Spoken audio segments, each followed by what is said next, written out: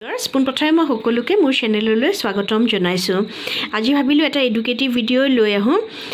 ভিডিঅ'টো লাৰ্ণিং ডিছেবিলিটিছৰ ওপৰত অলপমান দীঘল হ'ব ভিডিঅ'টো।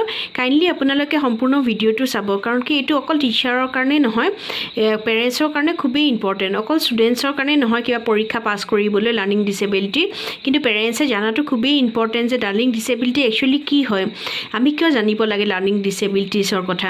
সেইটো কাৰণে আপোনালোকে সম্পূৰ্ণ ভিডিঅ'টো চালেহে উপকৃত হ'ব অলপমান হ'লেও।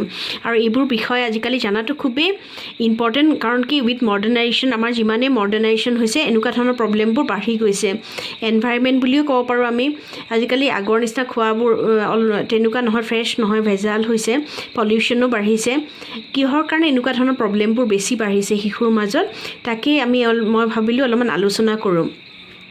সোনকালে কৈ দিওঁ যে আমাৰ শিশুটোৱে যেতিয়া পঢ়িব নোৱাৰে বা টিচাৰ এজনী যেতিয়া ষ্টুডেণ্টটোক শিকাই আছে পাৰা নাই, তেতিয়া আমি খং উঠে আমাৰ, কেতিয়াবা ফিজিকেল পানিছমেণ্ট দিয়ে বা তেনেকৈ। আৰু মাক দেউতাকেও খং উঠে যে ই একো পঢ়িবই নোৱাৰে, মনোযোগে নাই, ইয়াৰতো একোৱেই নহ'ব, তেনেকুৱা ধৰণৰ এটা মন্তব্য লয় আৰু মানে খং উঠে আৰু ধৈৰ্যটো। কিন্তু আমি সেইখিনি কোৱাৰ আগতে আমি কিহৰ কাৰণে হৈছে, সি কিয় পাৰা নাই, সেইটো আমি কেতিয়াবা চিন্তা কৰিব লাগিব যে কিয় পাৰা নাই। চবেই পাৰিছে, সি কিয় পাৰা নাই। এতিয়া কজেছবোৰৰ ওপৰত আমি যাব লাগিব। কি চিমটম আমি দেখিলে আমি ধৰিব লাগে যে লাৰ্ণিং ডিছেবিলিটিৰ কিজানি প্ৰব্লেম হ'ব পাৰে। লাৰ্ণিং ডিছেবিলিটি ফাৰ্ষ্ট টাৰ্মটো ইউজ কৰিছিলে ছেমুৱেল ট্ৰিকে। 1963 তেওঁ লাৰ্ণিং ডিছেবিলিটি ৱৰ্ডটো ইউজ কৰিছিলে। আৰু ইয়াৰ কমন চিমটমবোৰটো লিখিছিলে তেওঁ প'ৰ একাডেমিক পাৰফৰ্মেঞ্চ, মানে কণ্টিনিউৱাছ একাডেমিক পাৰফৰ্মেঞ্চটো প'ৰ হয়, যদিও চেষ্টা কৰে কিন্তু পাৰফৰ্মেঞ্চটো সদায় বেয়াই হয়, তাৰমানে ভাল নহয়। লেক অফ এটেনশ্যন দিব নোৱাৰে, মনোযোগ দিব নোৱাৰে। প'ৰ আই হেণ্ড কৰ্ডিনেশ্যন, ধৰক কিবা এটা লিখিছে, লাইনৰ মাজত লিখিব পৰা নাই, আই হেণ্ড কৰ্ডিনেশ্যনটো বেয়া, খুব হেণ্ড ৰাইটিঙো বেয়া, খুব প'ৰ হেণ্ড ৰাইটিং।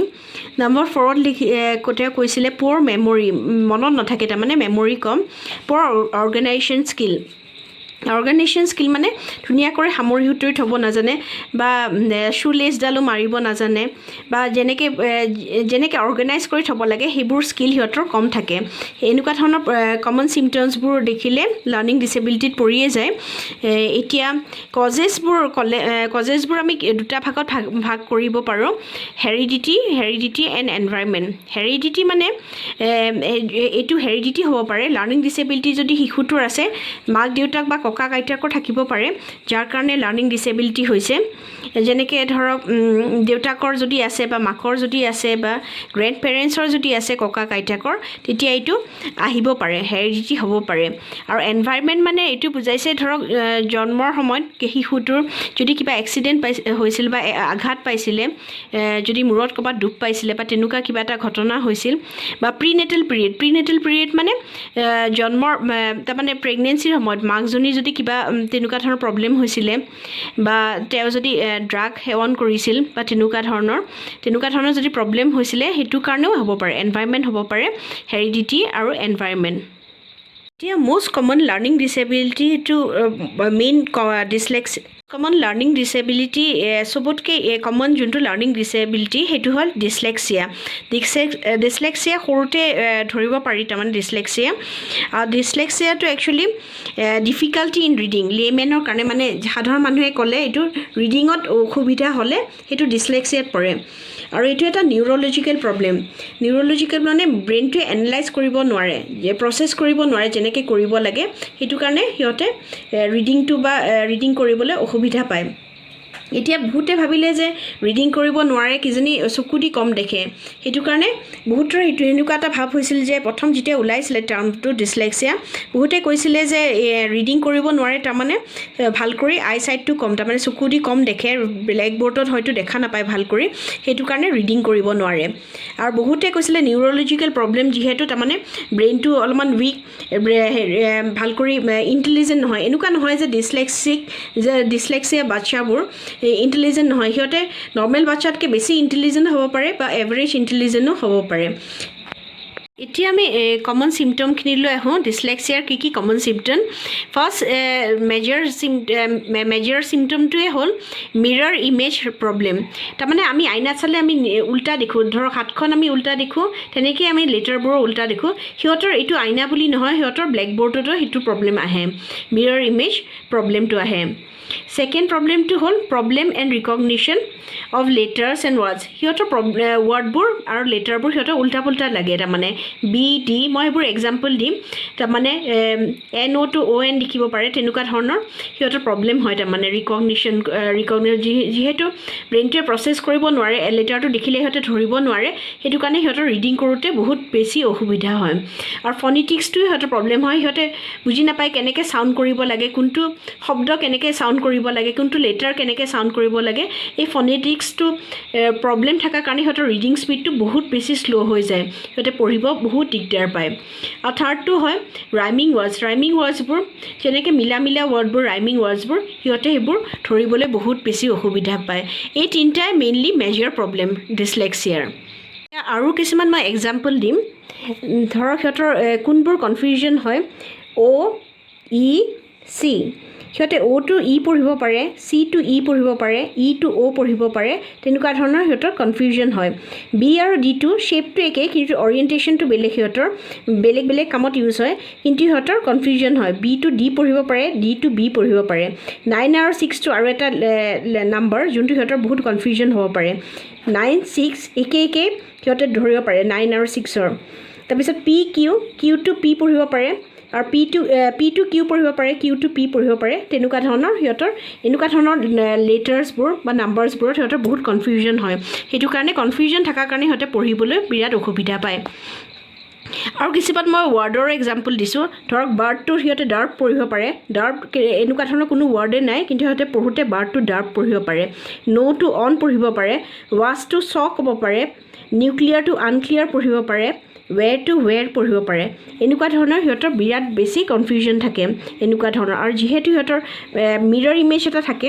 সেইটো কাৰণে সিহঁতৰ ৰিডিঙতো প্ৰবলেম আহি যায় ডিছলেক্সিয়াৰ লগত আৰু এটা টাৰ্ম ৰিলেটেড হয় এলেক্সিয়া বহুতৰ কনফিউজন থাকে ডিছলেক্সিয়া আৰু এলেক্সিয়া কি হয় মানে কনফিউজন হয় আৰু এলেক্সিয়া আৰু ডিছলেক্সিয়াৰ মাজত এলেক্সিয়াটো মোৰ চিভিয়াৰ হয় বেছি চিভিয়াৰ হয় ডিছলেক্সিয়াতকৈ বেছি চিভিয়াৰ হয় আৰু এইটো বাৰ্থৰ পৰা নাথাকে জন্মতে হৈ নাহে কিন্তু সময়ৰ লগত এইটো ডেভেলপ হয় ডিছলেক্সিয়া ফাৰ্ডাৰ দুটা ভাগত ভগোৱা হৈছে ডেভেলপমেণ্টেল ডিছলেক্সিয়া আৰু একুৱাৰ্ড ডিছলেক্সিয়া ডেভেলপমেণ্টেল ডিছলেক্সিয়াটো জন্মতে হৈ আহে আৰু এইটো সময়ৰ লগত বাঢ়ি গৈ থাকে আৰু একুৱাৰ্ড ডিছলেক্সিয়াটো হয় জন্মতে হৈ জন্মতে হৈ নাহে কিন্তু তাৰমানে পিছত ধৰক কিবা ঘটনা হ'ল মূৰত দুখ পালে বা এক্সিডেণ্ট হ'ল তেতিয়া এইটো একুৱাৰ্ড ডিছলেক্সিয়া হয় আৰু এইটো লাহে লাহে গৈ এলেক্সিয়ালৈ কনভাৰ্ট হৈ যায় এলেক্সিয়ালৈ গুচি যাব পাৰে চিভিয়াৰ হৈ যাব পাৰে বহুতখিনি কথা ক'লোঁ লাৰ্ণিং ডিছেবিলিটিৰ কথা ক'লোঁ ডিছলেক্সিয়াৰ কথা ক'লোঁ এলেক্সিয়াৰ কথা ক'লোঁ টাইপছো ক'লোঁ এতিয়া আমি যাব লাগিব ডুজ এণ্ড ড'নটছ